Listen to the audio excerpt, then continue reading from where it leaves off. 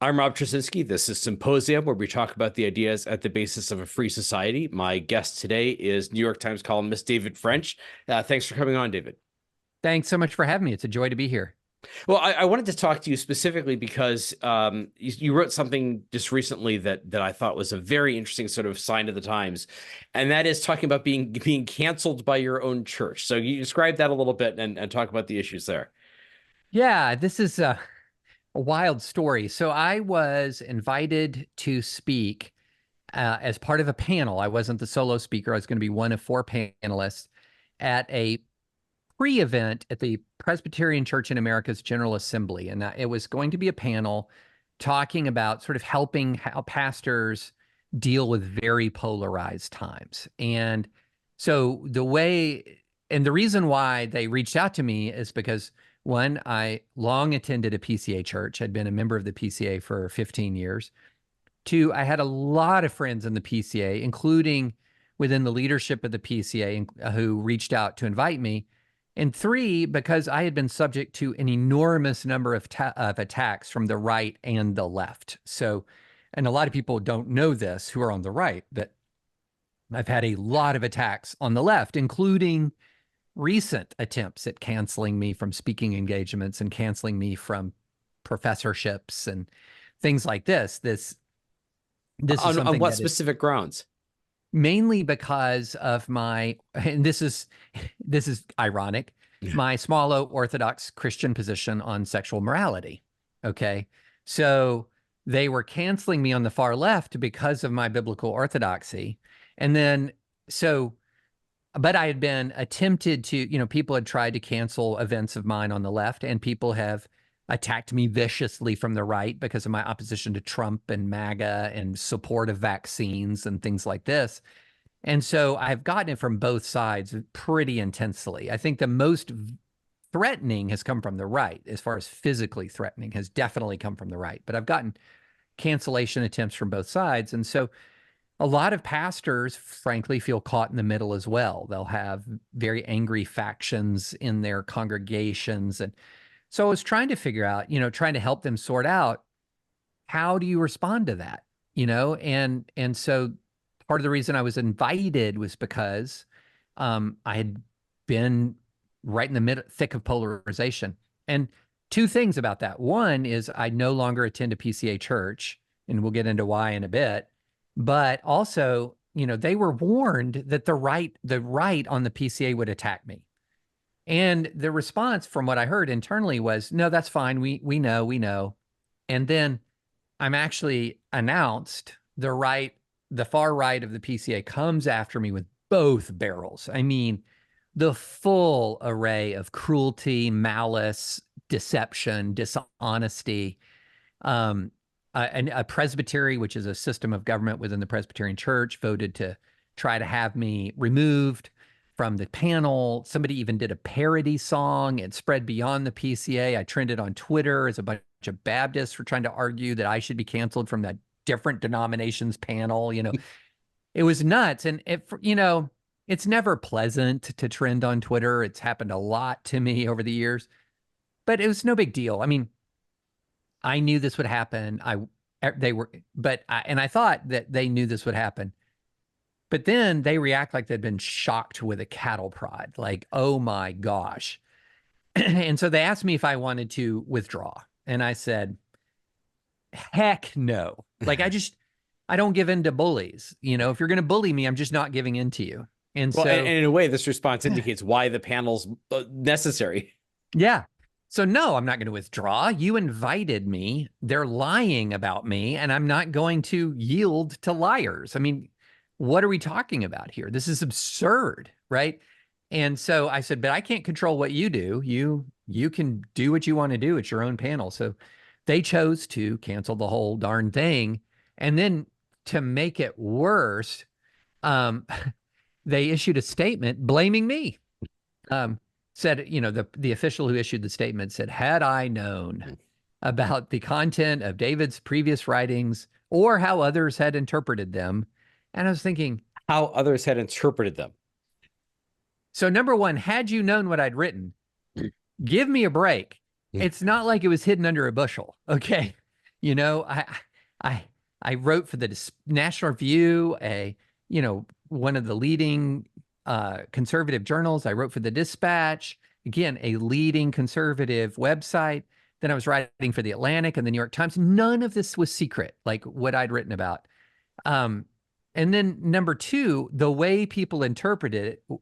So you're going to give a veto power to the most bad faith reading that makes no sense at all. And by the way, this person had actually seen me speak and seen me talk and had at least told me that he thought it was good and liked it. Who knows if he was being honest? And so they threw me under the bus, which then leads to this entire other cycle. I trend again. It's look what we did. Look what we did. This is how you deal with people like French. And it was it was so, Rob, it was so absurd and cowardly. It's almost hard to put it into words, because essentially what you had was people who were saying things that were not true, Like insulting. what sort of claims Oh, about what you advocated? so yeah, this is that I support trans surgeries for minors. Not true. That I don't hold to traditional Christian biblical ethics. Not true. That I think that this is a big one. This is a years long lie that I think drag queen story hours are a blessing of liberty, when the entire thing I think about drag queen story hours is they're entitled to the free speech rights Yeah. just the same as everybody else. And whenever I use the term blessing of liberty, I'm referring to the underlying right. That right of free speech is a blessing of liberty, not the way everybody exercises it. And so this idea, so time and again, it was essentially basically what MAGA trolls say about me on Twitter was repeated as fact. Another one was, this is one of my favorites, Rob, that I attack the weak in my writing. And there was a piece written in the Federalist where they said, I attack the weak. And I was like, I really tried to defend the weak. And I clicked the link. You know what the proof of that was, that I attacked the weak? That I wrote an article in the Atlantic saying that Kyle Rittenhouse should be acquitted, but he's not a hero. Mm. That's attacking the weak. Like, I'm saying the guy shouldn't spend time in prison, that the evidence says he shouldn't spend time in prison, but also And, don't turn him into some kind of folk hero. That's the not weak and the weak being a guy who shot people. I mean, that's really killed strange. what, two people, right? Yeah. And then another one I looked up was that he calls Trump supporters idolaters. I was like, whoa. I do think there are some Trump supporters who idolize him. Mhm. We've seen this, but to call all of them, I've not done that. And I Yeah. clicked the link, and it's referring to an article I wrote in December of 2020 about the Jericho March. Rob, do you remember the Jericho March? Yeah, I think they had, was it a Christian a Christian group marching through Washington, the walls of Jericho were going to fall or something like that. Right. This was part of the effort to steal the election. And these Oh, were yeah, yeah. all the most all-in Christian fanatics for Trump. And they were blowing the shofar for him. They were, if you were You ever blow the horn 3 times, the walls come down. Yeah, I know a little bit about the Bible, so I know that one. and then in that piece I said, with religious fanaticism or intensity, this over the top, prepare for violence. I was right. Like, just 3 weeks later, there's an attack on the Capitol.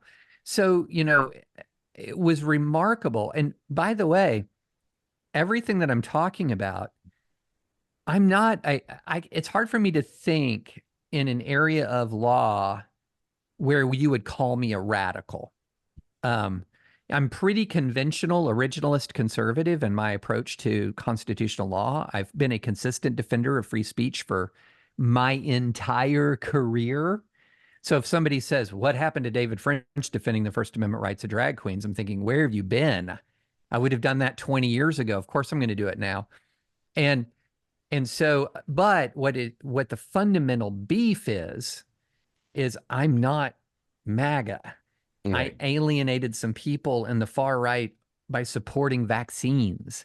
You just go through sort of, I don't think the election was stolen. And so then you become an enemy who is to be destroyed. Well, I also think there's a well-known dynamic in these sorts of things, and it happens to the left and it happens to the right, which is almost like the closer you are to their own views. It's like, they try to make it as if, oh, you're some apostate who's some radical is way out there. But actually, the actual dynamic is the closer you are to their own views, the more they denounce you for not being absolutely 100%. Right. So, and it's because, the closer you are, the more they expect from you. So I don't get, now partly because I'm not a columnist in the New York Times. Don't have as prominent a position, but I don't get like even, 1/10 the amount of sort of hate that you get.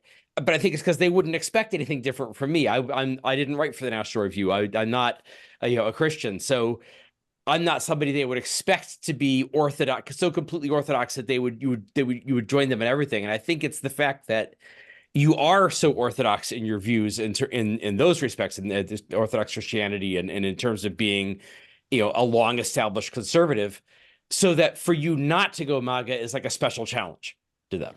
You nailed it. So I'm seen as a Benedict Arnold, a traitor, because you have to understand what the messaging is to evangelical America. The messaging to evangelical America is, no matter what you might think about Donald Trump, the only thing Christians can do consistent with their faith is vote for Trump. This is a message in the MAGA right that is constant. They'll call Democrats Democrats. Yeah. They'll say Christians cannot vote for Democrats. And so what they're trying to do is create this culture that says, look, if you're a faithful Orthodox Christian believer, that logically means you must vote for Donald Trump. Well, so then if you have a faithful Orthodox Christian believer who says, I'm pro-life, I don't vote for Donald Trump. I'm for religious liberty, I don't vote for Donald Trump. Then you become, in many ways, an existential threat in a way that, say, somebody who's atheist is not going to be, because the atheist can't reach the hearts of the Christian voting public in the way another evangelical can. So what they do, Rob, is and there's a kind of diabolical genius to this. And they essentially, what they do is they call me a heretic. They call me an infidel. They call me demonic to treat me as if I'm fundamentally outside the tribe. Well, you say that enough to a public that doesn't, to people on Twitter or whatever, who don't click links, who don't read more, etc. And they're going to eventually say, oh, David French, why would I read anything by him? He's a heretic. He's an infidel. And so this is put very well by a friend of mine named Rachel Brown, who is one of the foremost experts in conflict, civil conflict, globally and including the US. And she said, what revolutionary movements do is, the first thing they do is they go after the in-group moderate. So so they have to clear the decks. They have to purge. And so that's one of the interesting things you're seeing all over. So for example, the Southern Baptist Convention is becoming more and more fundamentalist in many ways. And fundamentalism is fundamentally about purging the heretic much more than it's advocating winning the convert. And so what you have is this weird thing that's happening, Rob, that only makes sense when you truly understand fundamentalism, which is, the more fundamentalist a Christian is, the more MAGA they are 9 times out of 10. And the reason is, fundamentalism isn't so much a theology as it is a psychology. And that psychology matches Donald Trump to a T. So the psychology of fundamentalism is really marked by certainty. I am 100% right. You are 100% wrong. And it's also marked by ferocity. And you must be destroyed because you are in error. And then Donald Trump, 100% certainty in his virtue and maximum level ferocity towards his opponents. It's almost like, a meet cute in the movies. There's something about you. I can't put my finger on it, but I really like you. Yeah. Well, and that's something that, for people like you and I, who the type who are actually very concerned about policy and the details of policy. Democracy is a very frustrating thing for us because the average, you have to get used to the fact the average voter does not actually do what we do. We don't look at the policies. We don't look at, well, what is this person likely to do in office? Is this the right thing? They look at personalities. A lot of people make their voting decisions psychologically. Does this person click with me? Does he jibe with me? Is he Yes. my kind of guy? Well, and that's why there's this diabolical genius to not addressing my arguments. Just call me names, Yeah. or just use sweeping hyperbole or sweeping generalization. There goes David. He always only attacks the right. False. I get that too. Yeah. Yeah, absolutely. So the other thing that I sort of want to throw in here for the benefit of my more secular listeners is something I kind of had to learn at the Federalist is that when some people on the right, when they use the term demonic, right, it's not a figure of speech. It's not just like a really strong adjective to say this is bad. No, they mean that very literally. When I am called demonic, what they actually mean is I'm under the influence of demons. They mean that. Yeah, in a literal way. Yeah, in the most literal of ways. And so what that then means, now they would say, no, I'm not saying you're a demon, David. I'm just saying you're under the influence of demons. But in many ways, that becomes the way they treat me. It becomes a distinction without a difference. Yeah.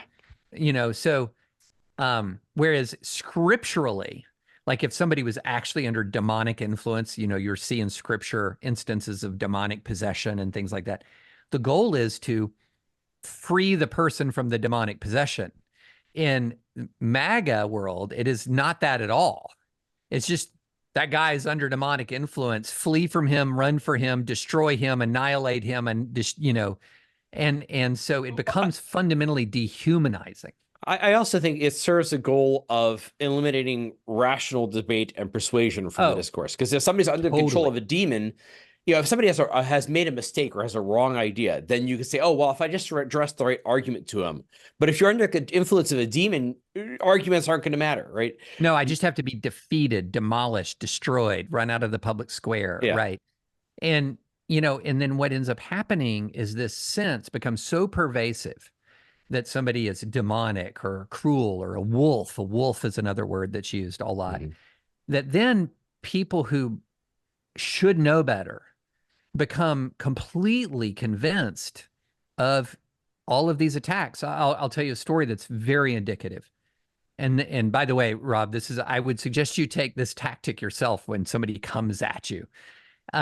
Somebody came at me personally I was at a meeting in Washington speaking to some Christian staffers on Capitol Hill.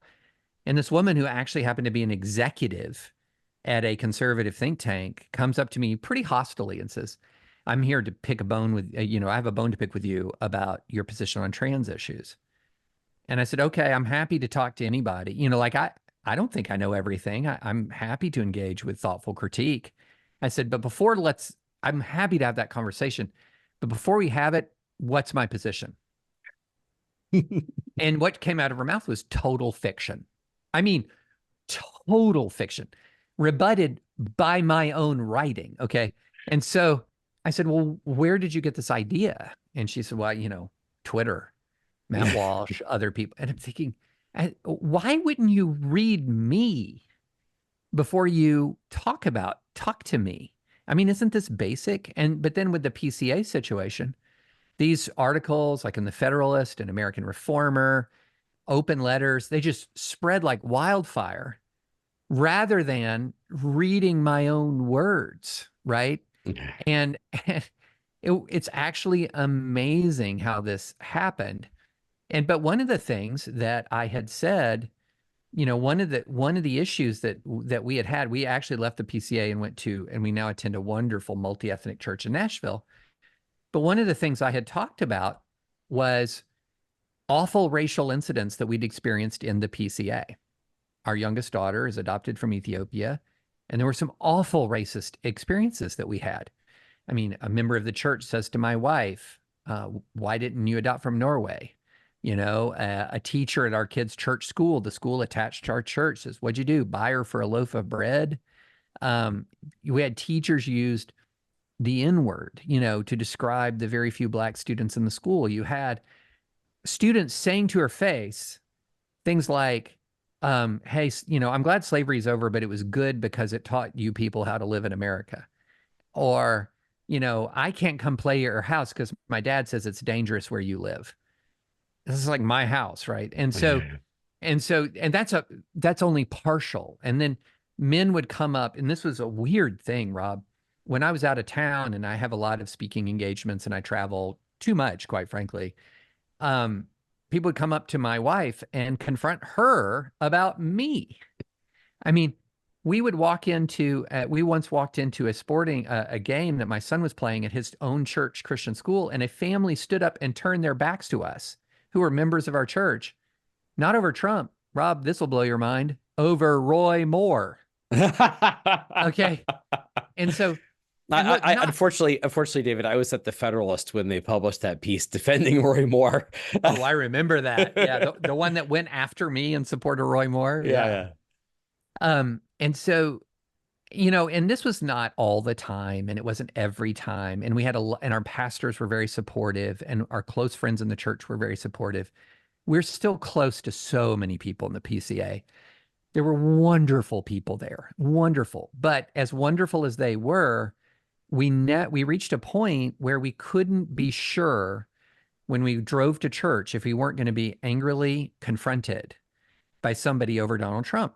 And so that's an intolerable situation. So as much as I love our pastors, as much as I love so many people in the church, we just couldn't be there during this period. And so we went to a church where we're pretty darn sure it's a majority black, multi-ethnic church. We're pretty darn sure we're not going to encounter too many people racist against our own daughter. Okay.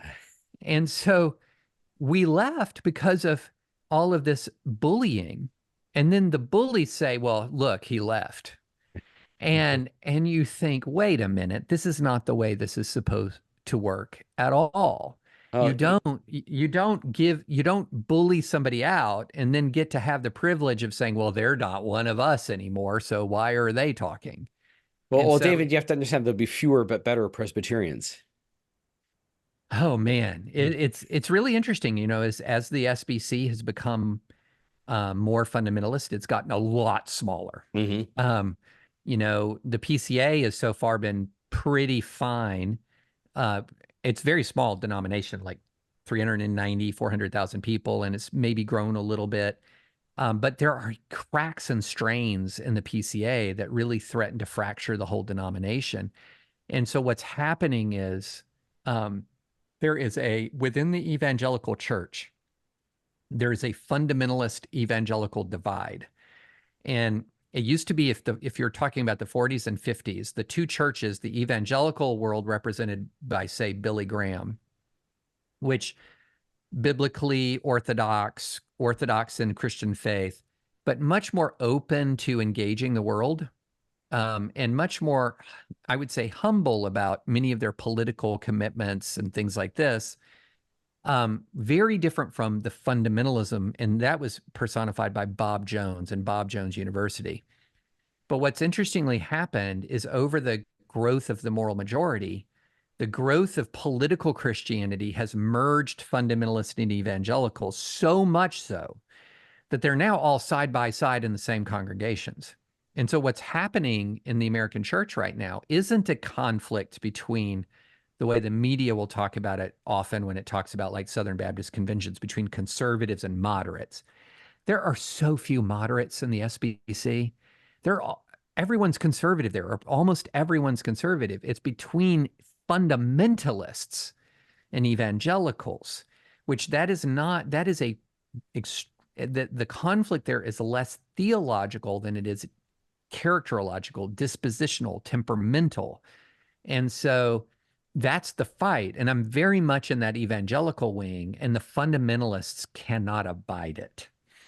All right. So that one brings me to the wider issue I want to talk about, which is it seems that this sort of incident of yours is emblematic of a sort of wider crisis in American Christianity that it has become, you mentioned the word political Christianity, Yeah. that politics and religion have fused. I think it's kind of amusing that, used to be back in many, many years ago, they used to say, if you're going to have a party or something like that, and you want to make sure that everybody's getting along and, that doesn't dissolve into bickering, that don't talk about politics or religion. And now it's like, well, Right. that's all we're going to talk about. And it's going to be all the same thing. Yeah, I'll tell you what's indicative of the change. So when I was even 10, 15 years ago, if I was in your median evangelical church, you, and this will shock some people, would hardly ever hear politics from the pulpit. So evangelical church, one of the reasons why it grew or at least stayed prominent while the mainline really diminished, is the evangelical church was very good at really focusing, for good and ill, I would say the evangelical church was very focused on self-help. How can you, Rob, have a better life? How can you have a better marriage? How can you have a more harmonious household? So it really was, how can you find meaning and purpose in your career? So it was really aimed at really very much aimed at a lot of personal virtue, aimed very much at sort of trying to create harmonious families. Whereas a lot of the more mainline, I'm not going to say they abandoned that, but it got very political. Well, now when I go to a lot of, from a Baptist church or Church of Christ, you name it, frequently when I walk in, I hear from, beginning with some of the opening prayers, our nation, we know, Lord, that Christians are under attack in this country, and this country is on the verge, is swamped by evil. That's not the prayer that you would hear to open a church 10 or 15 years ago. And that's the sign of that sort of the rise of that fundamentalism. Because the other thing about fundamentalism, certainty, veracity, a lot of group solidarity, you're either with us or you're against us. Those three things combined with also catastrophism. In other words, if you don't agree with us on everything, it is as if you agree with us on nothing, and you will destroy us. You will destroy this country. Yeah. So I And mentioned that combination, wow. Yeah. So I mentioned I used to be at the Federalist, and one of the things that was said there by Ben Domenech when he was running it, it stuck with me, and I think that's actually a good analysis of this in some ways, is he described our current culture war as the post-apocalyptic culture war. That is, it's not the culture war you would fight if you thought that we're still even and we still have a chance, and that everything's neck and neck. It's the culture war you fight if you assume you've already lost, that where the apocalypse has come, and a nation is overrun by evil, we're losing everything, and therefore you're gathering together and sort of in a struggle for mere survival. And I think there are two things that I see as being triggers for that potentially. One is, I did notice the gay marriage ruling in 2015. It was 2015, if I'm correct. But this is, the fact that it's like the year before Trump, that makes a difference. That with the gay marriage ruling at the Supreme Court, I think that was a thing that pushed a lot of people over the edge. It's like, that was like a sign we've lost, we're losing the culture. That, and, you mentioned difference in now and 15, 20 years ago. Well, one of the things that's happened is that there's a recent poll showing, the number of atheists has grown. Now, it's still not a huge group, but it's like gone from 5% to like 10%. And the number of people who are nothing in particular in their religious views is now like 28% by some polls. That is, America has become a noticeably more secular country, and it's reflected in things like gay marriage. So I'm wondering, to some extent, that this apocalyptic approach is exaggerated, but it's a response to this like fear that we're going to become a secular country and religion is losing ground. And so you react out of fear at the impending catastrophe. So yeah, so there's a kernel there to latch onto, and there's a lot of BS there. Okay, so here's the kernel to latch onto. In the oral argument, and I can't remember who wrote this piece in the Post. It might have been Jonathan Alter. I can't remember. But it was labeled the oral argument that cost Clinton the presidency. And the overstated headline, but there's a kernel there. And this is, during the oral arguments for Obergefell, Justice Alito is talking to the Solicitor General of the Obama Solicitor General, and says, wait a minute, if we rule for same-sex marriage, are you going to have a situation like the Bob Jones situation where Bob Jones, in my view, rightly lost its tax exemption because it blocked interracial marriage? They said, are we going to have a situation like Bob Jones where schools that uphold traditional biblical teachings on sex and marriage are going to lose tax exemptions? And rather than saying, Justice Alito, no, absolutely not. There's a free exercise clause for a reason, and these schools will absolutely have the autonomy to set their own policies regarding sexuality. He basically said, well, we'll be looking into that. What? I mean, what? And then in Obergefell itself, when it comes down, it was interesting. That was a front of mind issue for Kennedy. So Kennedy writes the majority, and he says, look, people of goodwill disagree on things like this, on marriage and sexuality. And this is not intended to say that one group is, first-class citizen and another group is second-class citizen. And he went out of his way to say there's a place for both points of view, but the law is going to recognize same-sex marriages, but we don't want to be punitive to those people who disagree. And I remember reading that with an eyebrow raise, like, really? Because I had spent, by that point, literally, Rob, 20 years of litigation where people on the far left are trying to make Christians who believed in normal Christian sexual morality second-class citizens. And we'd been very, very successful. We'd won case after case after case after case. I mean, we just won. But still, the effort was there, right?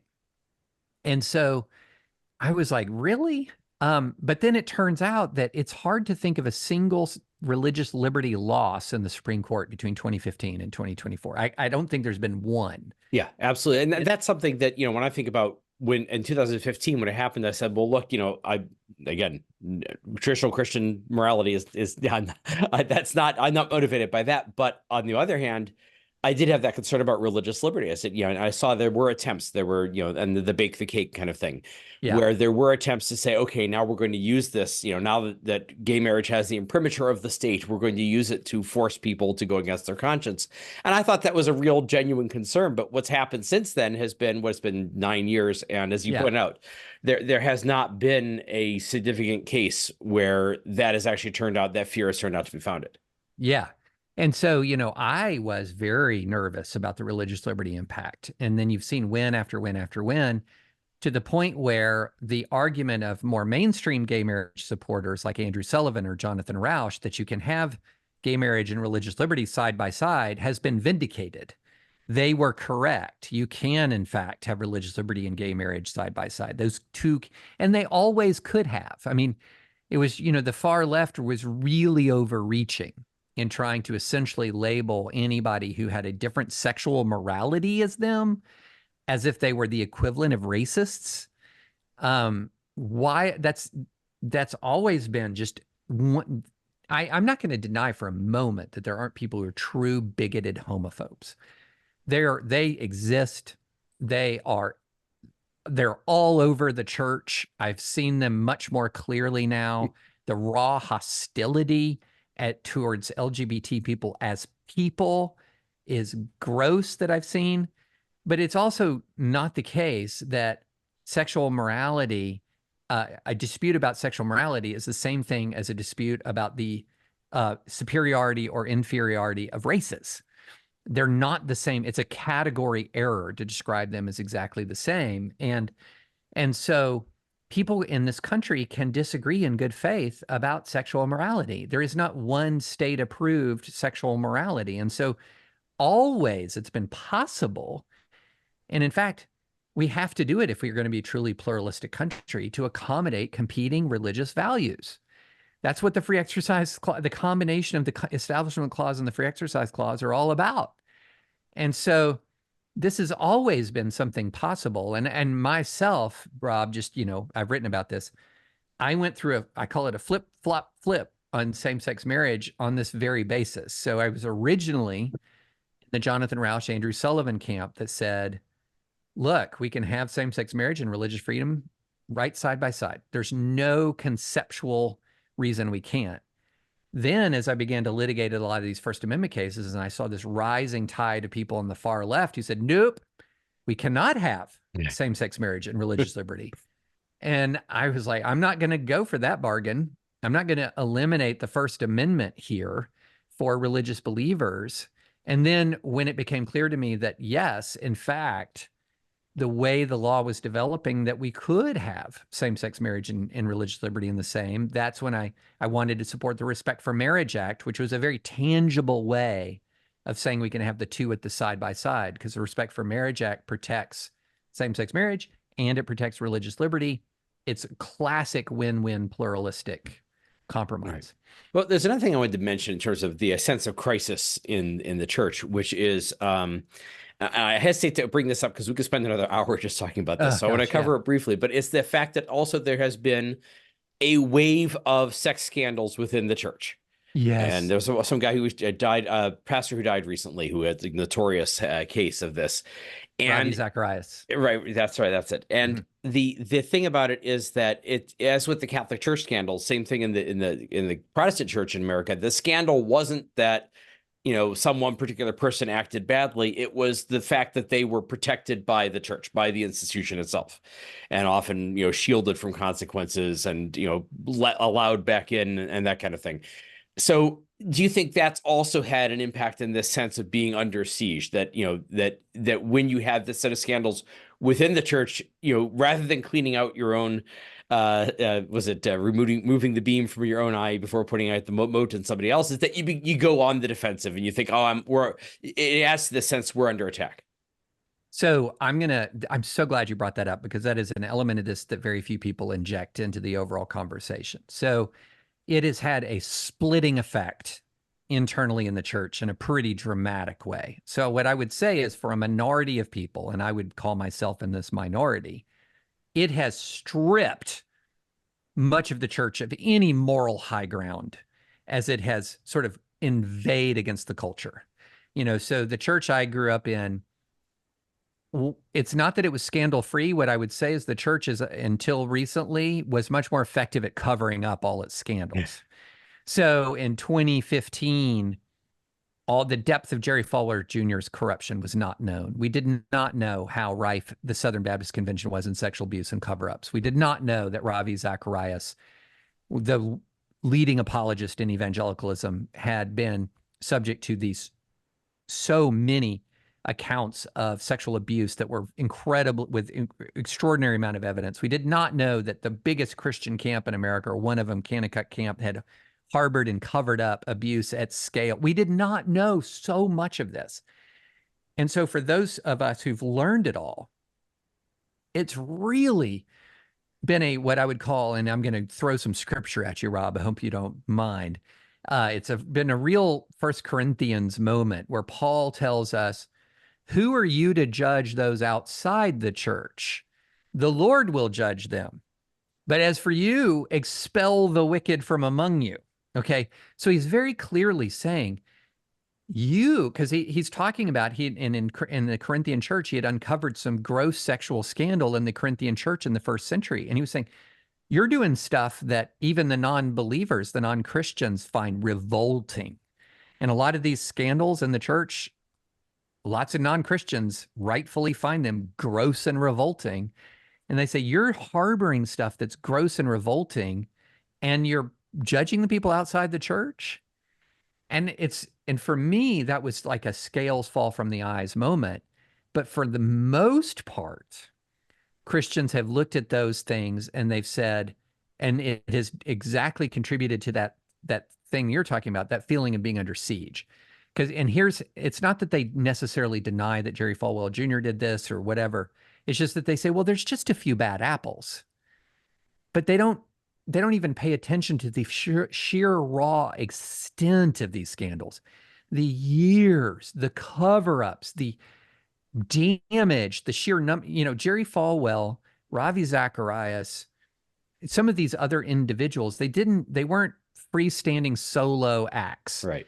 They were able to keep doing what they did for years and years and years because they were enabled, they were covered up, they were coddled. And so it takes one person to abuse, it takes a village to cover up abuse. And that's what we began to see happen. And I wrote in the Atlantic how many bad apples does it take before we question the health of the orchard? Yeah. And by saying that, that makes me an enemy to a lot of people. But I think by saying that, I feel like I'm fulfilling my scriptural command, which is when we have all of this going down inside the church, to focus outside. It strikes me as hypocritical, unbiblical, countered the teachings of Jesus. Like you just name it, all of it. Well, it also comes back to the fact that, if you have this sense of becoming marginalized in the culture, how do you get back from that? And, can you condemn your way out of it? Yeah. Can you, I think that what Trumpism sort of holds up, this sort of authoritarianism of Trumpism holds up, is the promise of the shortcut of, well, we will somehow get control of the power of the state, and we'll use government in some way to help prop us up, rather than, and it really comes to the question of, how do you fight the culture war? Can you force people? Can you use government to promote your side? Or, the much, much harder thing is to having to persuade people, having to reason them into it, and the really tough part, the part people don't hate, is having to lead by example. Yes. Oh gosh, that is so, and the thing is, did you watch Ted Lasso? I haven't yet. Okay. Well, you're missing out. At least the first two seasons were great. Third season was too sappy. But in the second season, Ted Lasso is talking to his team, and his team is down. And concede he's an American football coach coaching English football. Hijinks ensue, right? But it's also turned into this really uplifting, life-affirming show. But anyway, at one point he's talking to the team, and they're really down. And he says, "What's the animal with the shortest memory?" And nobody knows. He says, "It's a goldfish." I don't know if this is true. This is just what he said on the show. And he said, "Be a goldfish. You need to forget the immediate last mistake and press on." Well, that's great advice if you're talking to a sports team that's trying to get over a psychological hump. But we have a nation of goldfish who don't have any historical context at all, and don't understand sort of that much of what we're facing in the country is much less dire than what it was 15, 20 years ago. Much of what we're facing in the country when it comes to religious liberty and religious freedom, actually religious liberty is much stronger than it was 20 years ago. They don't know any of this. So what then happens is every negative story, and if you're on social media, because it's a nation of 330 million people, you can find a negative story about your political opponents any time of the day, every day. Then you get this flood of information negative about the country, about people how they feel about you, and it radicalizes people. And so it radicalizes them often into nonsensical worldviews. So like, for example, here's what the utter nonsensical idea behind Christian nationalism, or most of the more extreme versions, is we're under threat of extinction in this country, therefore we should seize and hold power indefinitely. Wait, hold on. So you're so powerless that you're under threat of like total persecution, but you're so powerful that you can take control of this country now and for the future. Pick a lane, guys. Pick a lane. Because if you're that powerful, you're not a persecuted minority. If you're that powerless, then your whole plan about taking and seizing power is insanity. Right. And actually, what's more likely to happen to do is you'll knock down the barriers, and then somebody else will come and use that power. Boy, that is a great. Well, how many times has that happened in revolutionary movements? They're Exactly. revolution now, under the assumption they're going to be running the place. And then they find out that somebody does end up running it, and it's not them. And then they're in the guillotine, like that's that French revolutionary spirit. So it's interesting that I just wrote a piece about, so I come from the, not being a secular person. I come from more the Ayn Rand wing of the right. Mm-hmm. And I actually reread an old Ayn Rand article from 1973, where she was talking about some rulings that had been done by the Rehnquist court. No, it wasn't Rehnquist. It was before Rehnquist. It was before he was Chief Justice. Anyway, Mm-hmm. but then that court about anti-obscenity laws, some of the rulings there. Mm-hmm. And what struck me about it, and this is why I wrote about it, is she was criticizing it, the reasoning behind why they uphold upheld some of these anti-pornography laws was saying that, the standard they held was you can outlaw something if it's considered offensive by local community standards. And I Yeah. thought, well, that's kind of interesting. If you look at it in perspective, how did that standard end up being used? Well, political correctness or counterculture or wokeness is kind of that same standard, just if the local community standards is the local community as a college campus. Right? Yeah. And so Right. yeah, that Right. became a precedent of, and there's an old tradition of this in America. Nat Hentoff years ago had a book he wrote called Free Speech for Me, but Not for Thee. Yeah. That, that controls are something we should definitely impose when my group is in power and we feel the supremacy, but free speech is absolutely necessary whenever my group is not in power and we feel that we're under threat. Well, and it's interesting how much the new right is repeating the tactics and the mistakes of the far left. So if you want to talk about sort of the threat of illiberalism and what it leads to, look at a lot of the shambles a lot of our elite universities are in right now. I mean, if you look at from Harvard to Columbia to MIT, these are places torn apart by internal conflict, just absolutely dominated by so much public hypocrisy. Their standing in the public is plummeting, and they have no one to blame but themselves. I mean, these are some of the most illiberal far left bastions you're going to find. These are the homes of speech codes, of speech suppression. And I think also that the October 7th, the war in Gaza has really exposed this, that is exposed the amount of anti-Semitism coming from those organizations. The bastions of inclusivity and diversity end up being hotbeds of anti-Semitism. Hatred always lurks in the heart of illiberalism. Yeah. Always. Okay. And so all of this is on display. It's a shambles. It's a mess. When Harvard's president went to Congress and tried to act like a champion of free speech, when her own college was not last ranked free speech college, or last ranked college in America for free speech by the Foundation for Individual Rights and Expression, it was absurd.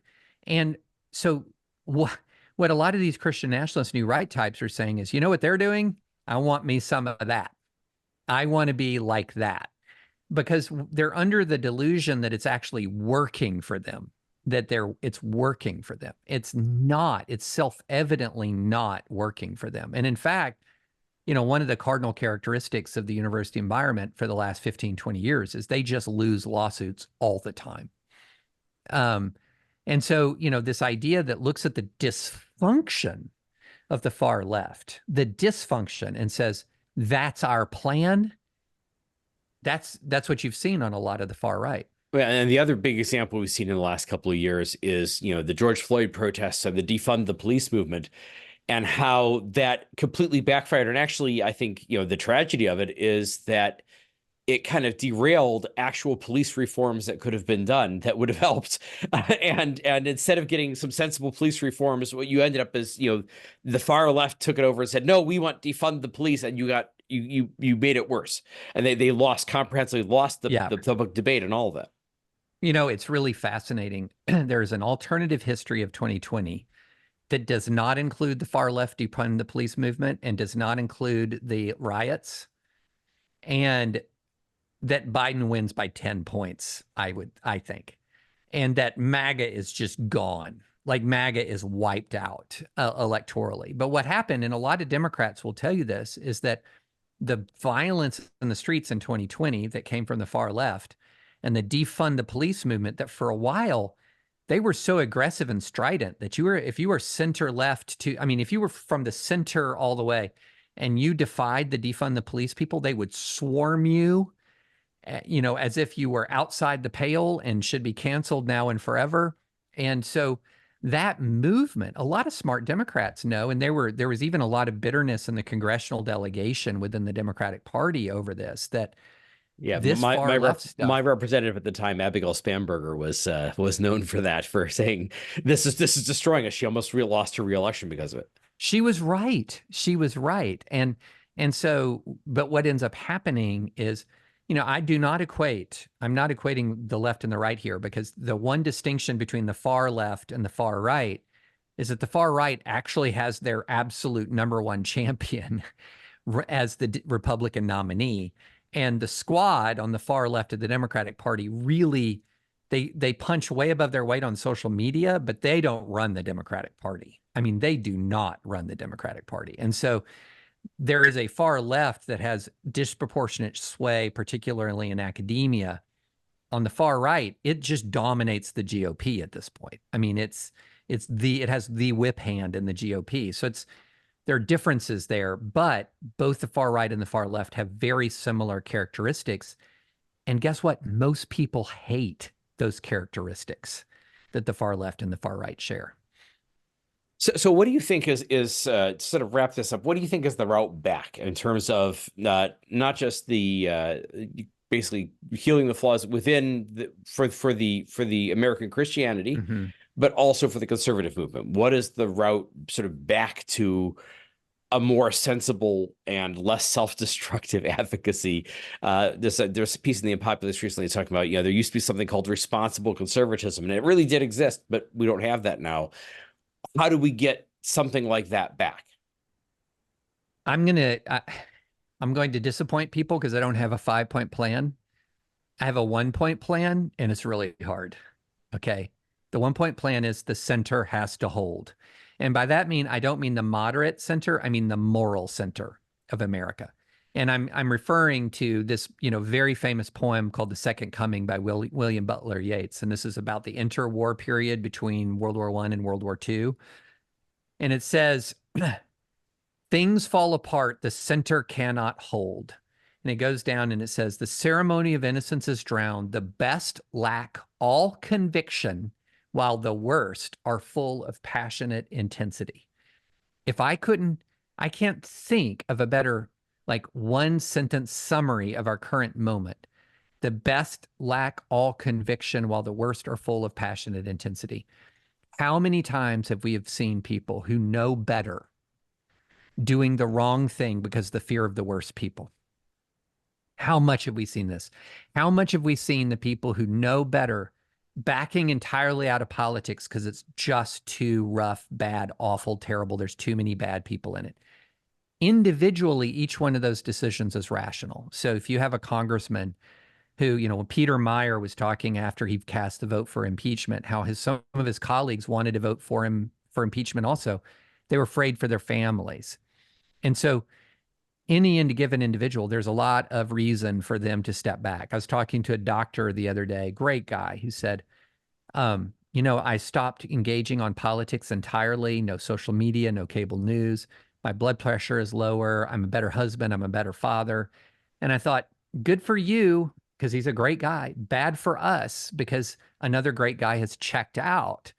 And so my basic message is, there is an exhausted majority in America. It's about 2/3 to 70% of Americans who do not like all this nonsense, and they don't run this country, and they don't run American politics.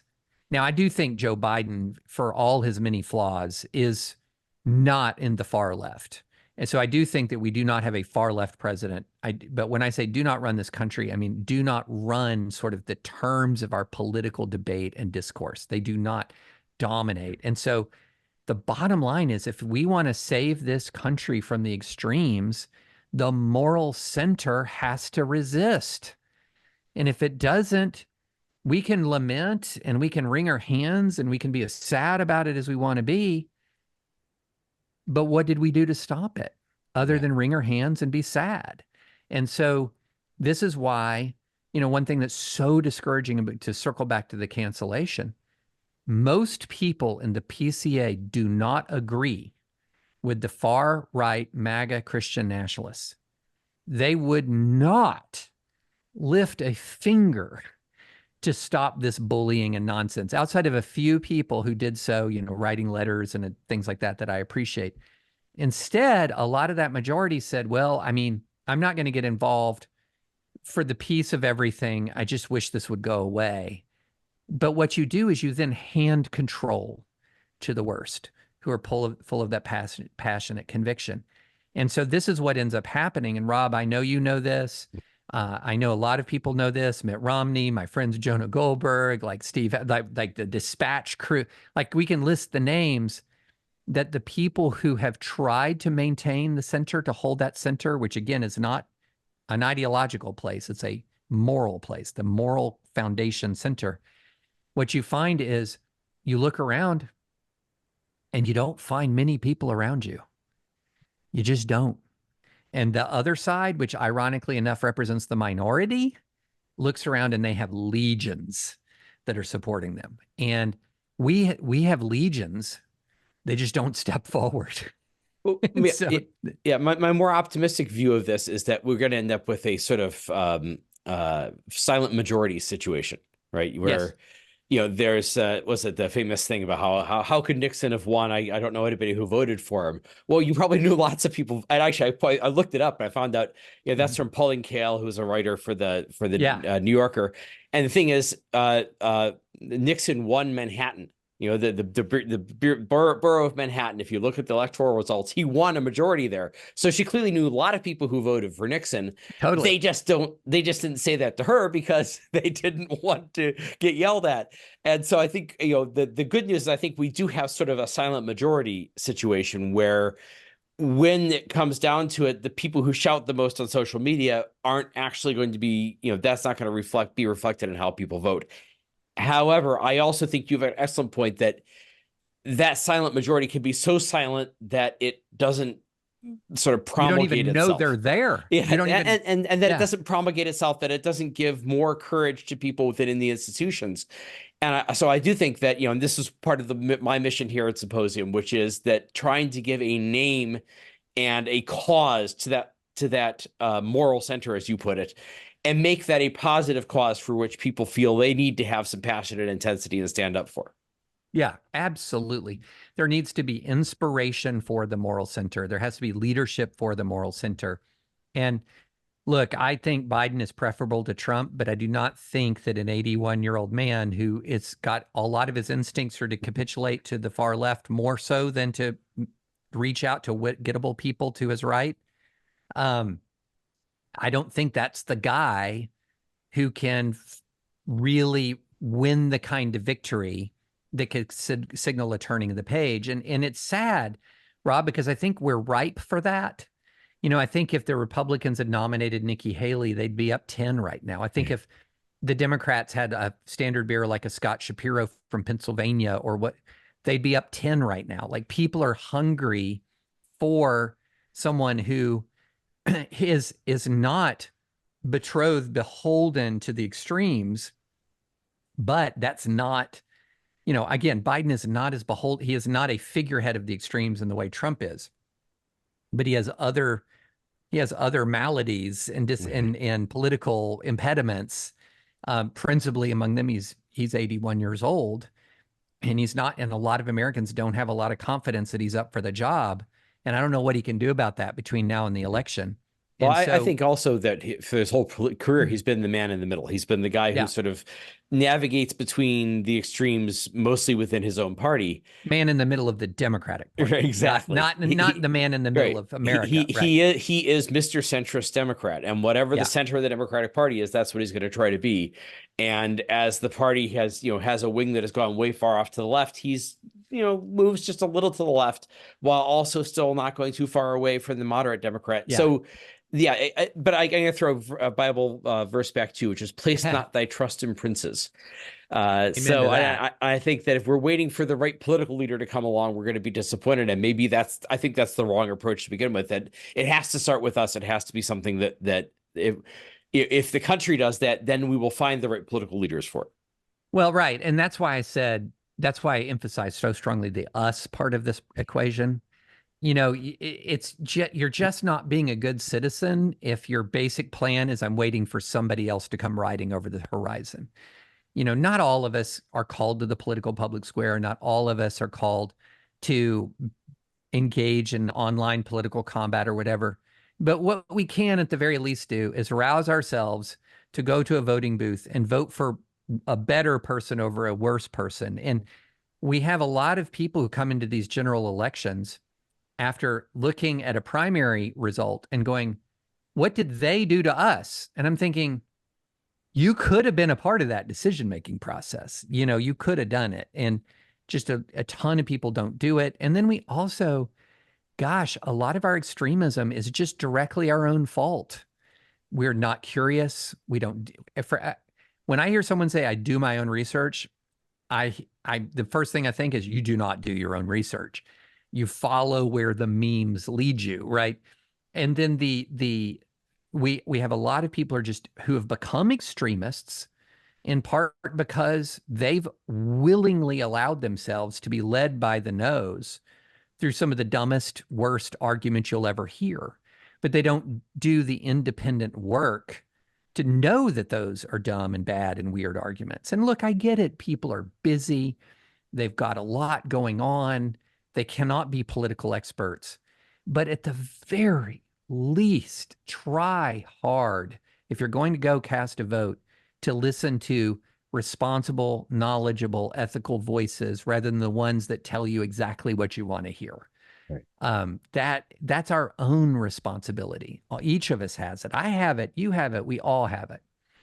Yeah. So I think we have a big sort of reform agenda ahead of us. Well, I want to thank you so much for coming on today and talking about this. And it starts with something, your very personal troubles, but it widens out to, I think, capture some very broad things that are happening in the country. So thanks for talking about that. Well, thanks for having me. I really appreciate it. I'm Rob Tracinski. This is Symposium. My guest today has been David French. If you enjoyed this conversation, you can find more commentary and analysis on the basis of a free society at symposium.substack.com.